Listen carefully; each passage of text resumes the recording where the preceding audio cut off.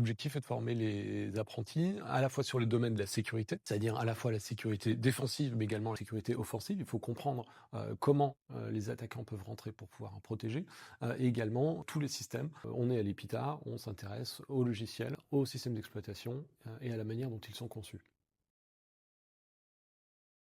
On va voir 4 domaines principaux. Le premier, ce qu'on appelle la sécurité opérationnelle, c'est-à-dire à la fois le côté défense, comment est-ce qu'on protège les systèmes, mais également le côté attaque, comment est-ce qu'on fait des tests d'intrusion. Le deuxième volet de la majeure, c'est tout ce qui va être développement de logiciels. Ça va être du développement de logiciels sécurisés en environnement exposé et du développement de logiciels pour la sécurité, pour la mise en place de fonctions de sécurité. D'abord, c'est une majeure en alternance. Donc les étudiants vont être la moitié du temps en entreprise et la moitié du temps à l'école, qui va leur permettre de conforter leur expérience et de confronter ce qu'ils font sur le terrain en entreprise et ce qu'ils apprennent à l'école. Les cours vont être portés en grande partie par des professionnels qui vont apporter aux étudiants la maîtrise des technologies clés et leur faire découvrir des nouveaux métiers par rapport à celui qu'ils pratiquent dans leur entreprise. Une partie des cours va être également portée par des enseignants-chercheurs qui vont leur apporter les fondamentaux théoriques, en particulier pour s'initier à la cryptographie et pour s'initier à la recherche.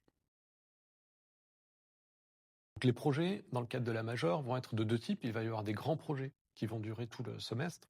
Par exemple, des projets autour du développement sécurisé, autour des tests d'intrusion, autour du développement de kernels, donc de noyaux de système d'exploitation, mais également des projets plus concentrés, comme Python et la sécurité, ou bien Security Operations Center.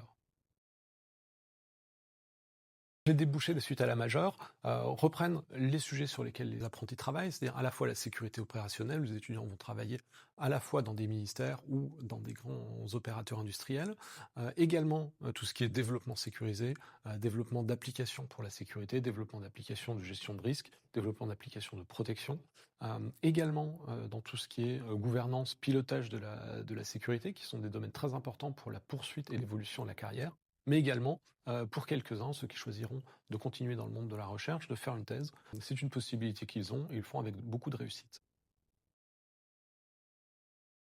Et le profil des apprentis, la majeure cybersécurité système est très varié. Il va y avoir à la fois des étudiants qui viennent du cycle préparatoire de l'école, des étudiants qui ont fait une classe préparatoire à l'extérieur, ou bien des étudiants qui ont fait des formations plus informatiques, plus pratiques, des licences de mathématiques informatiques ou d'autres formations en cybersécurité.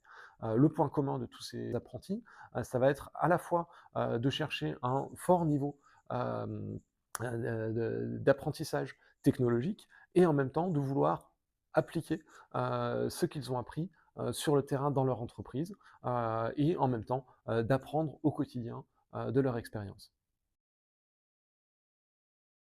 Tentez l'aventure de la cybersécurité, tentez l'aventure de l'alternance et rejoignez-nous.